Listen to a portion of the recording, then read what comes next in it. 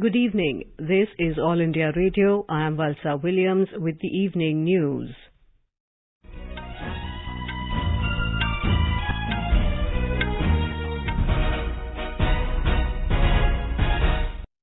The headlines. Prime Minister Narendra Modi asserts a cohesive and responsive ASEAN important for security and growth for all. Prime Minister says a nation becomes self-reliant only when it becomes self-reliant in thinking, practices and resources. Finance Minister Nirmala Sitharaman announces 12 key stimulus measures to boost economy, launches Atmanirbhar Bharat Rozgar Yojana to create new employment opportunities. Home Minister Amit Shah says villages along the border to be provided basic amenities to check migration. Country's COVID-19 recovery rate improves to 92.89%. And political activities pick up pace in Bihar for government formation.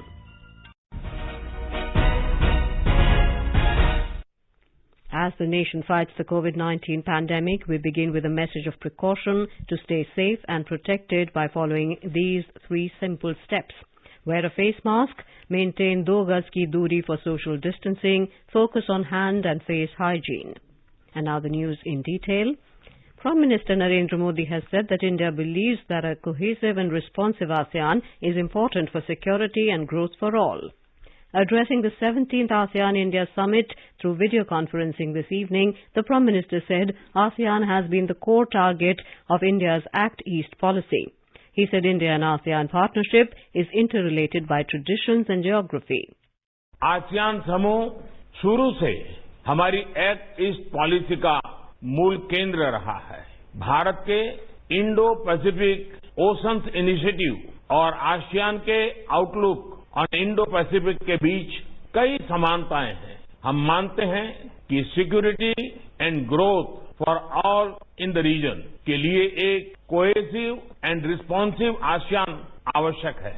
Bharat और ASEAN के बीच हर प्रकार की connectivity को बढ़ाना, physical, आर्थिक, सामाजिक, digital, financial, maritime हमारे लिए एक प्रमुख प्राथमिकता है। Briefing media virtually this evening, Secretary East, External Affairs Ministry Riva Ganguly Das said Prime Minister Modi welcomed ASEAN's initiatives to fight the COVID-19 pandemic and announced a contribution of $1 million to the COVID-19 ASEAN Response Fund. She said the Prime Minister has stressed on leveraging strong ASEAN-India ties in the fight against the pandemic. Mr. Modi also emphasized the importance of cooperation and regular exchanges in the field of traditional medicines as a source of healthy and holistic living. The Prime Minister stressed on the importance of greater physical and digital connectivity between ASEAN and India. He reiterated India's offer of a $1 billion line of credit to support ASEAN connectivity. ASEAN-India engagement has evolved over the years into a deep, robust and multifaceted partnership. Secretary East said the Prime Minister highlighted the importance of strengthening convergence between India's Indo-Pacific Oceans Initiative and ASEAN outlook on Indo-Pacific to ensure a free, open, inclusive and rules-based Indo-Pacific region. Prime Minister Narendra Modi today said the target of Atmanirbhar Bharat is not limited to physical or material self-reliance. He said it is dynamic and covers a wide range. Mr. Modi said a nation becomes self-reliant only when it becomes self-reliant in thinking, practices and resources. The Prime Minister was speaking after unveiling the life-size statue of Swami Vivekanand at the campus of Jawaharlal Nehru University in New Delhi through video conference today. जब हम आत्मनिर्भर भारत की बात करते हैं तो लक्ष्य सिर्फ फिजिकल या मटेरियल सेल्फ रिलायंस तक ही सीमित नहीं है। आत्मनिर्भरता का अर्थ भी व्यापक है, दायरा भी व्यापक है, उसमें गहराई भी है, उसमें ऊंचाई भी है। आत्मनिर्भर राष्ट्र तभी बनता है जब संसाधनों के साथ साथ सोच और संस्कारों में भी वो आत्मनिर्भर बने। The Prime Minister said it is a matter of immense pride that a Swami Vivekanand statue is being unveiled in JNU and expressed hope that it will inspire people to realize Swamiji's dream of a strong and prosperous India. He said this statue should teach compassion, which is the mainstay of Swamiji's philosophy. Mr. Modi also expressed hope that the statue inspires the nation for the vision of oneness. He stated that when there was hopelessness in the entire country, Swami Vivekananda had said in Michigan University in the USA that the 21st century would undoubtedly be India's. ये सिर्फ एक प्रतिमा नहीं है, बल्कि ये उस विचार की ऊंचाई का प्रतीक है, जिसके बल पर एक सन्यासी ने पूरी दुनिया को भारत का परिचय दिया। उनके पास वेदांत का अगाध ज्ञान था, उनके पास एक विजन था। वो जानते थे कि भारत दुनिया को क्या दे सकता है। वो भारत के विश्व बंधुत्व के संदेश को लेकर दुनिया में गए। भारत के सांस्कृतिक वैभव को, विचारों को, परंपराओं को उन्होंने दुनिया के सामने रखा, गौरवपूर्ण तरीके से रखा। The Prime Minister said youth of the country represent the culture and traditions of India. He said he expects the youth to create a new identity of India in the 21st century. देश का युवा ही दुनिया भर में brand India का brand ambassador है।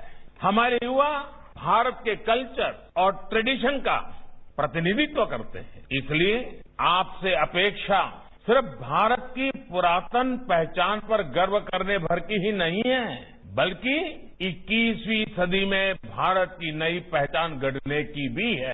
अतीत में हमने दुनिया को क्या दिया, ये याद रखना और ये बताना हमारे आत्मविश्वास को बढ़ाता है। The Prime Minister said good reforms were earlier deemed to be bad politics in India. He asked JNU scholars to research how good reforms turned into good politics now. He stated that reforms that are being done currently only try to make the country better in every way. He added that the core values of the national education policy is to build a young India full of confidence, conviction and character. He said this was the vision of Swami Vivekananda as well. Swamiji wanted India's education to instill students with confidence and self-reliance. The Prime Minister said ideologies should always stand in the nation's interests. He pointed out that during the independence struggle and even the emergency, the country saw the same solidarity. Mr. Modi said he wants the youth of India to never accept any status quo without questioning. He asked them to hold debates and have healthy conversation and then reach a conclusion. All India Radio Delhi will broadcast a comprehensive radio report on this event on its FM Rainbow and Rajdhani channels at 9:30 p.m. tonight. Finance Minister Nirmala Sitharaman today announced 12 key stimulus measures to boost the economy, saying it is emerging strong amid the COVID-19 pandemic as key parameters of the economy are in the positive trajectory. She said these stimulus measures announced under the Atmanirbhar Bharat 3.0 will provide a boost to employment, agriculture, infrastructure, manufacturing, housing and research and development of a COVID-19 vaccine in the country.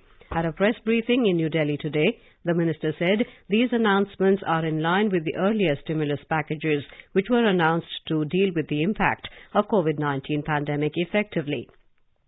She said the size of the stimulus being provided by the government as part of the 12 announcements amounts to 2,65,000 crore rupees. She added that these Atmanirbhar Bharat stimulus measures cumulatively amount to 15% of the GDP. The first announcement of PM Garib Kalyan package, 1,92,800. Atmanirbhar Bharat Abhiyan 1.0, 11,02,650. PM Garib Kalyan Anna Yojana, 82,911. Atmanirbhar Bharat Abhiyan 2.0, 73,000. Atmanirbhar Abhiyan 3.0, 2,65,080. RBI measures which were announced as of 31st October, you have 12,71,000 something. Total of 15% of the GDP is what has been given here as stimulus till today. Informing about the state of the economy, Ms. Sitharaman said rise in PMI index, energy consumption, GST collection, bank credit and FPI investment shows that India's economy is doing better. She said market capitalization and forex reserves are at an all-time high, which is a positive indicator. Giving the details of the progress made under the Atmanirbhar Bharat Abhiyan, she said the measures taken under the Abhiyan is giving good results. She informed that 28 states and union territories have been brought under the national portability of ration cards from the 1st of September this year. One nation, one ration card, in which interstate portability has been achieved in 28 states and union territories. They're all under the national portability of ration cards now, and from 1st September, they are actually effectively on in terms of giving interstate portability. 68.6 crore beneficiaries are now lifting their food grains from any of the FPS stores of their choice in any of the 28 states or union territories. Ms. Sitharaman further informed that more than 1,43,000 crore rupees have been sanctioned to the farmers through Kisan Credit Card. She added that 25,000 crore rupees have been disbursed for providing capital funding to farmers through NABARD. Announcing the 12 key stimulus measures, the Finance Minister said a new scheme, Atmanirbhar Bharat Rozgar Yojana, is being launched to incentivize creation of new employment opportunities during the COVID recovery phase. She said the central government will provide subsidy for 2 years in respect of new eligible employees after the 1st of October of this year under the scheme. She said the subsidy support will be credited upfront in Aadhaar-seeded EPFO account of eligible new employees. She further announced that 3 lakh crore rupees existing emergency credit line guarantee scheme announced as part of the Atmanirbhar Bharat Abhiyan for the MSME sector has been extended till the 31st of March next year. She said more than 2 lakh crore rupees have been sanctioned to 61 lakh borrowers so far under the scheme. She added that the scheme will be utilized for 100% collateral-free additional credit at capped interest rate to entities in 26 stressed sectors. You are listening to the evening news on All India Radio. A reminder of the headlines before we move on. Prime Minister Narendra Modi asserts a cohesive and responsive ASEAN important for security and growth for all. Prime Minister says a nation becomes self-reliant only when it becomes self-reliant in thinking, practices and resources. Finance Minister Nirmala Sitharaman announces 12 key stimulus measures to boost economy, launches Atmanirbhar Bharat Rozgar Yojana to create new employment opportunities. Home Minister Amit Shah says villages along the border to be provided basic amenities to check migration. Country's COVID-19 recovery rate improves to 92.89% and political activities pick up pace in Bihar for government formation. For quick news updates round the clock, follow us on our Twitter handle at AIR News Alerts.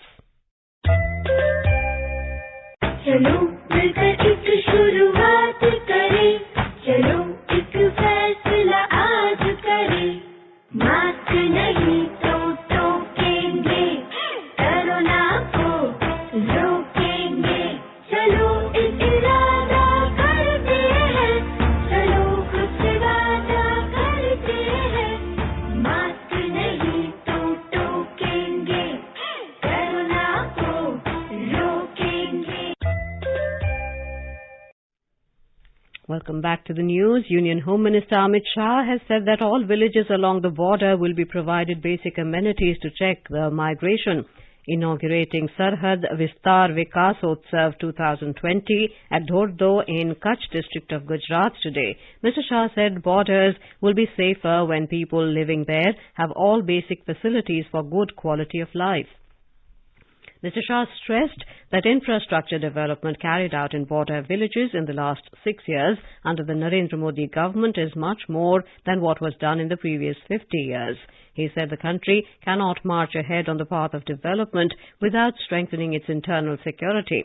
He said infrastructure development of border areas is necessary to stop the migration of people from these areas. देश की पूरी भू सीमा जहां पर लगी है, सब जगह पर ऐसे सीमांत विकासोत्सव करने का देश के प्रधानमंत्री नरेंद्र मोदी जी का निर्णय है और आगे पर प्रधानमंत्री जी स्वयं जाने वाले इस विकास उत्सव का उद्देश्य है सीमावर्ती गांवों में हमारे जो नागरिक रहते हैं उनको इतनी ही सुविधा मिले जितनी अहमदाबाद, दिल्ली और मुंबई के नागरिकों को मिलती है. The government has decided to organize Sarhad Vikasotsav at many places to foster developmental dialogue with villagers, and the last village on Kutch border, Dhordo, is the first destination on this series of programs. Mr. Shah also announced that VSF dispensaries and hospitals will now provide medical treatment to the people from border villages. Speaking on the occasion, Union Rural Development Minister Narendra Singh Tomar said that unprecedented developmental funds are being provided to villages under the dynamic leadership of Prime Minister Narendra Modi. Gujarat Chief Minister Vijay Rupani has said the 30,000 megawatt solar park is being set up in Kutch border area, and on commissioning it will be the biggest solar park of the world. Home Minister Shah also inaugurated an exhibition organized to showcase the developmental works undertaken and completed in border areas encompassing Kutch, Banaskantha and Patan districts. In yet another boost for the Indian Navy, the 5th Scorpene-class submarine Vagir was launched today at Mumbai's Mazgaon Dock. Union Minister of State for Defence Shripad Naik launched the submarine through video conferencing. On the occasion, Vice Admiral R.P. Pandit, Western Naval Command Chief, said he expects Vagir will be commissioned in a year's time. Vagir is part of the 6 Calvary-class submarines being built in India. INS Calvary, the first of the 6 Scorpene-class submarines, was launched in 2017, followed by Khanderi, Karanj and Vela. External Affairs Minister Dr. S. Jaishankar today spoke to the Netherlands Foreign Affairs Minister Stef Blok. In a tweet, Dr. Jaishankar said they exchanged notes on the COVID-19 situation and economic recovery. He said they reviewed bilateral issues and global developments. India has decided to provide humanitarian assistance to Sudan, South Sudan, Djibouti and Eritrea. Briefing media this evening, External Affairs Ministry spokesperson Anurag Srivastava said this is in keeping with India's tradition of reaching out to people of Africa in times of need. The aid is in the form of food aid of 270 metric tons to people affected by natural calamities and COVID pandemic in these countries. INA Airawat left Mumbai on the 24th of October on a visit to this region with this aid, which comprises wheat flour, rice and sugar. The Indian naval ship is presently in the port of Djibouti and will depart for Kenya next. The country's COVID-19 recovery rate has improved to 92.89%. More than 52,000 COVID patients recovered during the last 24 hours. According to the Health Ministry, the total number of recoveries has gone up to over 80,66,000. The actual caseload currently comprises only 5.63% of the total positive cases. Presently, the total number of active cases in the country is 4,89,000. During the past 24 hours, 47,905 new cases were reported, taking the total number of positive cases to over 86 lakh. The ministry said 10 states and union territories have reported 78% of the new cases. Delhi witnessed another spike and reported the highest tally so far with 8,593 new cases. Delhi is followed by Kerala with around 7,000 cases and Maharashtra with 4,907 cases. Currently, India's case fatality rate is at 1.48%, which is one of the lowest globally. COVID-19 potential vaccine candidate Covishield has completed the enrollment of Phase 3 clinical trials. This was announced by the Indian Council of Medical Research, ICMR, and Serum Institute of India, SII. ICMR is providing continuous support to SII in conducting and funding the ongoing clinical trials of Covishield. They are conducting Phase 2 and 3 clinical trials of Covishield at 15 different centres across the country. The enrollment of all 1,600 participants was completed last month. Covishield has been developed at the SII Pune laboratory with a master's seed from Oxford University and AstraZeneca. The News Services Division of All India Radio in its bilingual live phone-in program tonight will bring you a special discussion on COVID-19. Dr. Sanjay Pandey of GB Pant Hospital will participate in the discussion. Listeners can ask questions to the expert on toll-free telephone number 1800115767. You can also ask questions on telephone number 01123314444 and post queries on our Twitter handle at AIR News Alerts by hashtag AskAIR. This can be heard on FM Gold channel and additional frequencies from 9:30 p.m. onwards. In Bihar, political activities have picked up pace for the formation of a new government. In his first press conference after NDA's victory in Bihar polls, JDU President Nitish Kumar said people have given the mandate to the NDA and it will form the government in the state. Talking to reporters in Patna this evening, he said it is not decided yet when the oath ceremony will take place, whether after Diwali or Chhath. Mr. Kumar further said that members of all four parties, JDU, BJP, Hindustani Awam Morcha and Vikashsheel Insan Party, will meet in Patna tomorrow to discuss about the NDA leader. He said every aspect of formation of government will be discussed in this meeting. Earlier this afternoon, Mr. Kumar held a meeting with the party's new legislators at the party office in Patna. Hindustani Awam Morcha HAM Chief Jitan Ram Manjhi today met Nitish Kumar along with his four newly elected members. Mr. Manjhi had given a letter of support to Mr. Kumar. Later, talking to reporters, Mr. Manjhi said being a former chief minister, he will not be a member in the new cabinet. Vikashsheel Insan Party VIP chief Mukesh Sahni also met Mr. Kumar. VIP and HAM got 4 seats each in the assembly elections. RJD leader Tejaswi Yadav was today elected as the leader of Grand Alliance Legislature Party. This decision was taken in the meeting of legislators of RJD, Congress and left parties. Meeting of party legislators of RJD and left parties was held at the residence of former Chief Minister Rabri Devi in Patna to analyse their performance in the assembly polls. The CPI-ML General Secretary Deepankar Bhattacharya held Congress responsible for the debacle of the Grand Alliance in the assembly elections. The Congress has also convened party legislators meeting at party headquarters in Patna. Party's senior leader Tariq Anwar has called for change in state party leadership in Bihar. Meanwhile, Chief Electoral Officer H.R. Srinivas submitted a list of newly elected 243 members of Assembly to Governor Phagu Chauhan. The tenure of the Bihar Assembly is till the 29th of this month. In Manipur, 4 newly elected MLAs were sworn in as member of the Manipur Legislative Assembly this afternoon. The oath-taking was administered by Speaker Y. Khemchand at the conference hall of the Assembly. The 4 MLAs who took oath today are Ngantham Haokip from Site 2 Assembly constituency, Oenam Lukhoi Singh from Wangoi and Paunam Brojen from Wangjing Tentha. They are all from the Bharatiya Janata Party. An independent MLA from Lilong, Yumkhaibam Antas Khan, also took oath as member of the House. With the swearing in of 4 newly elected members today, the effective strength of the 60-member Manipur Legislative Assembly is now 53. The BJP is now the single largest party with 23 members, followed by the Congress with 17 members. Public Service Broadcasting Day is being observed today. The day is celebrated every year to commemorate the only visit of Mahatma Gandhi to the studios of All India Radio, Delhi in 1947. The father of the nation addressed the displaced people who had temporarily settled at Kurukshetra in Haryana after partition.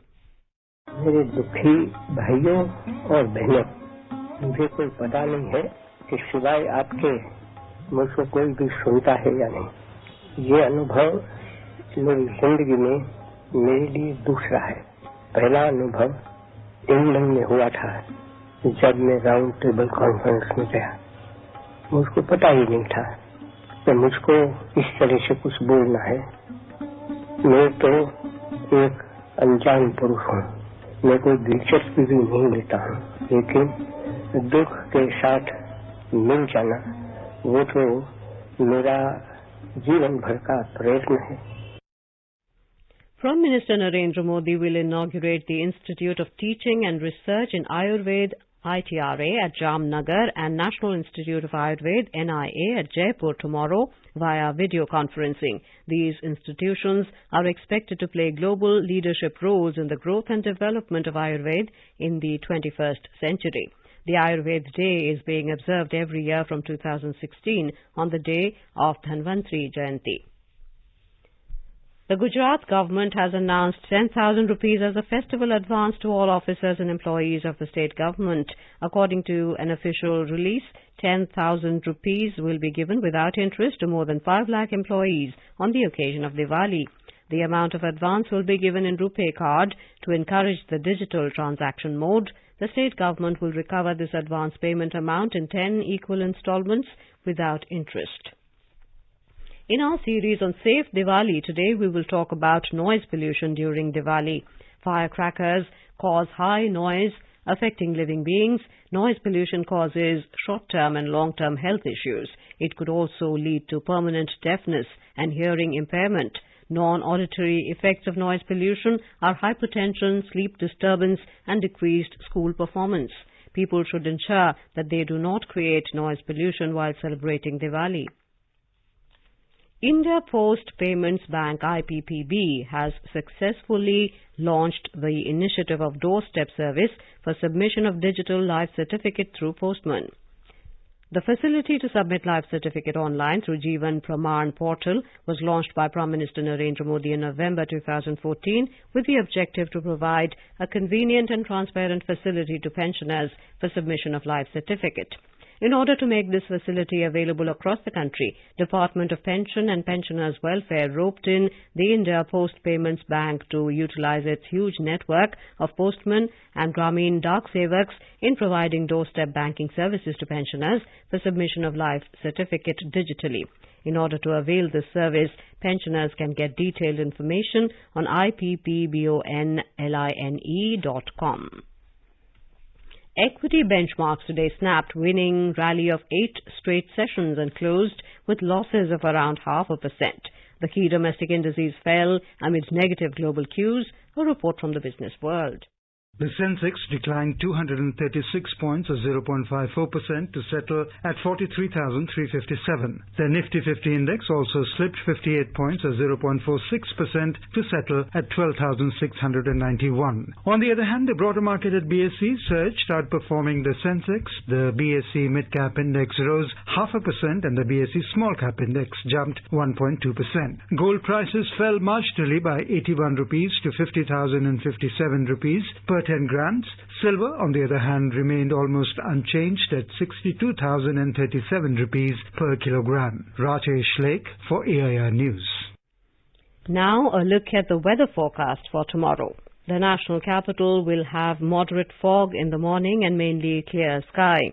The minimum temperature will be 14 degrees Celsius and maximum will be around 29 degrees Celsius. In Mumbai, sky will be mainly clear. The minimum temperature in the metropolis will be 23 degrees. Maximum will be around 34 degrees Celsius. Chennai will have generally cloudy sky with light rain or drizzle. The temperature will hover between 25 and 29 degrees Celsius. Kolkata is expected to have a mainly clear sky with temperature varying between 21 and 32 degrees. Onto the north in Srinagar, there will be generally cloudy sky. Minimum temperature will be 2 degrees while maximum will be around 15. In Jammu, minimum temperature will be 12 degrees, maximum around 27, with mainly clear sky becoming partly cloudy towards afternoon or evening. In Leh, sky will be generally cloudy. Minimum temperature will be -2 degrees Celsius, while the maximum will be around 12 degrees. Gilgit will have a generally cloudy sky with possibility of rain or thunderstorm or dust storm, with temperature hovering between 2 degrees and 18 degrees Celsius. Muzaffarabad will have generally cloudy sky with possibility of rain or thunderstorm or dust storm. The temperature will move from 8 to 20 degrees Celsius. In Dehradun, the temperature will hover between 10 and 28 degrees. The city will have a mainly clear sky.